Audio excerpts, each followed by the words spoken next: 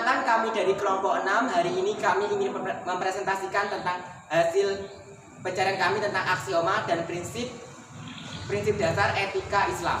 Sebelum itu saya akan memperkenalkan diri dulu. Perkenalkan, nama saya Raul Rahmat Muhajir. Saya sini sebagai moderator. Nama saya Muhammad Darmawan.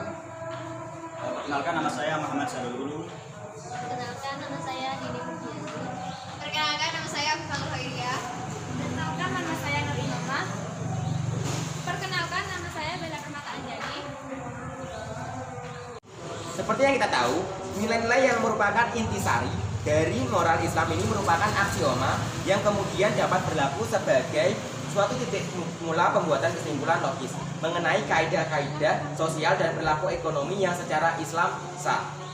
Nilai-nilai ini merupakan sisi normatif dari ekonomi Islam yang berfungsi mewarnai atau menjamin kualitas produksi perilaku ekonomi setiap individu. Selanjutnya yaitu langkah-langkah yang penting dalam merumuskan kaidah-kaidah perilaku ekonomi dalam ekonomi Islam adalah menyusun sistem aksioma yang representatif serta mampu menangkap secara tepat spirit etika dalam merumuskan pernyataan-pernyataan ekonomi.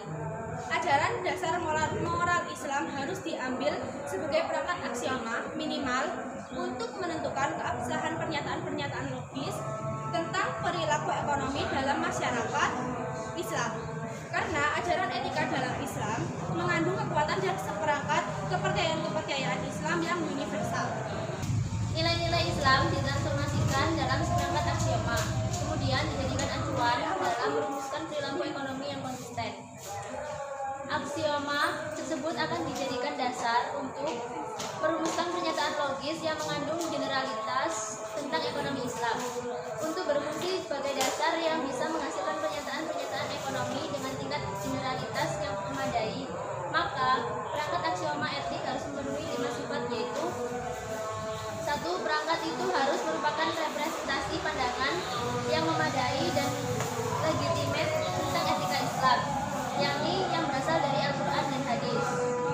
2.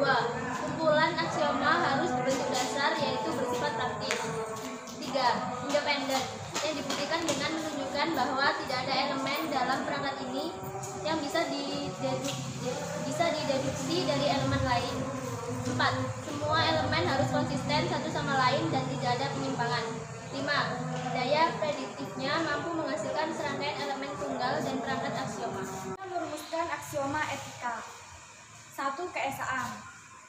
Prinsip keesaan adalah bentuk dimensi vertikal sebagaimana terefleksikan dalam konsep tauhid yang memadukan keseluruhan aspek-aspek kehidupan, baik dalam bidang ekonomi, politik, sosial, dan agama, serta mementingkan konsep konsistensi dan keteraturan yang menyeluruh. Tauhid merupakan konsep serba eksklusif dan inklusif. Pada tingkat absolut, ia membedakan khalik dan makhluk, memerlukan penyerahan tanpa syarat kepada kehendaknya, tetapi pada eksistensi manusia memberikan suatu prinsip perpaduan yang kuat sebab seluruh umat manusia dipersatukan dalam ketaatan kepada Allah semata. Dari konsep ini, maka Islam menawarkan keterpaduan agama, ekonomi dan sosial demi membentuk kesatuan. Atas dasar pandangan ini, maka etika dan ekonomi menjadi terpadu, vertikal maupun horizontal, membentuk satu persamaan yang sangat penting dalam sistem Islam yang homogen yang tidak mengenal keputusan. Jadi ekonomi Islam adalah ekonomi yang berdasarkan tauhid.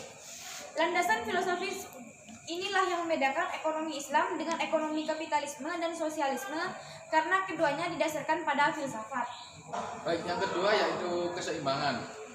Keseimbangan atau keadilan menggambarkan dimensi horizontal ajaran Islam yang berhubungan dengan keseluruhan harmoni pada alam semesta. Hukum dan tatanan yang kita lihat pada alam semesta mencerminkan keseimbangan yang harmonis. Prinsip keseimbangan mengantar manusia meyakini bahwa segala sesuatu diciptakan oleh Allah dalam keadaan seimbang dan serasi. Hal ini menurut manusia bukan saja hidup seimbang, serasi, dan selaras dengan dirinya sendiri, namun juga menuntut untuk menciptakan ketiga hal tersebut dalam masyarakat, bahkan alam seluruhnya. Dan yang selanjutnya adalah yang ketiga, tentang kebebasan atau free will. Kehendak bebas merupakan kontribusi Islam yang paling orisinil dalam filsafat sosial tentang konsep manusia atau bebas. Hanya Tuhan yang bebas, namun dalam batas-batas skema penciptaannya, manusia juga secara relatif mempunyai kebebasan. Kebebasan manusia untuk menentukan sikap baik atau jahat bersumber dari posisi manusia sebagai wakil atau khalifah Allah di bumi dan posisinya sebagai makhluk yang dianugerahi kehendak bebas. Manusia dianugerahi kebebasan untuk membimbing kehidupannya sebagai khalifah di bumi pada batas-batas tertentu. Manusia mempunyai kehendak bebas untuk mengarahkan kehidupannya kepada tujuan pencapaian kesucian diri. Dan yang terakhir adalah tanggung jawab atau responsibility. Secara logis, prinsip tanggung jawab mempunyai hubungan dengan prinsip kehendak bebas yang menetapkan batasan mengenai apa yang bebas dilakukan manusia dengan membuatnya bertanggung jawab atas semua yang dilakukannya. Artinya, suatu perbuatan akan terwujud bila mana perbuatan tersebut merupakan produk pilihan sadar dalam situasi bebas di mana pertanggungjawaban bisa diberlakukan. Dengan demikian, semakin besar wilayah kebebasan, maka semakin besar pula pertanggungjawaban moralnya. Selanjutnya yaitu pendekatan aksioma dalam ilmu ekonomi Islam. 4 aksioma di atas menyoroti sejumlah aspek penting dari filsafat etika Islam yang bertujuan menghasilkan tatanan sosial ekonomis dan harmonis bagi manusia yang bebas, bertanggung jawab tidak hanya untuk meningkatkan kesejahteraan mereka sendiri, tetapi juga kesejahteraan orang lain dalam masyarakat. Dan menuntut tidak hanya peningkatan kesejahteraan material, tetapi juga dalam kesejahteraan spiritual.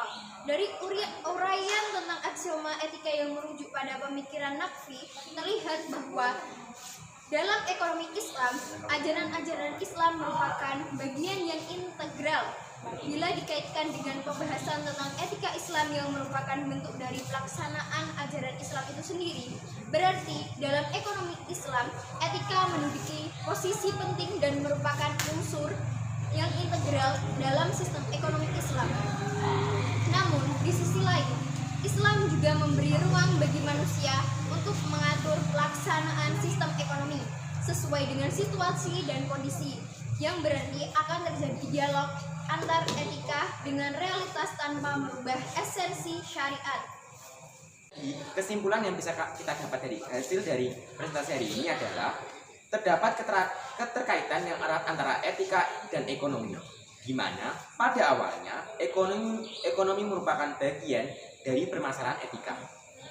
Dalam kondisi tersebut, setiap perilaku ekonomi harus mengacu kepada etika sebagai suatu pandangan hidup tentang mana yang benar dan mana yang salah. Pada kenyataannya, masalah ekonomi akan selalu sampai pada titik temunya dengan etika karena yang menjadi subjeknya adalah manusia dalam suatu masyarakat yang tidak terlepas dari suatu pandangan etis. Hal ini berarti bahwa etika memiliki tempat sekaligus ikut mengarahkan kegiatan ekonomi yang ada dalam suatu sistem ekonomi. Dalam Islam, permasalahan ekonomi mendapatkan perhatian dan pandangan yang positif sehingga terbentuknya suatu sistem ekonomi, di mana syariat Islam menjadi sumber dan ajaran etis bagi kegiatan ekonomi di dalamnya. Dan etika dielaborasi dalam pembentukan kaidah-kaidah perilaku ekonomi dalam masyarakat. Dan perilaku tersebut dihubungkan dengan 4 macam aksioma, yaitu aksioma yang membentuk sistem etika Islam yang sangat logis.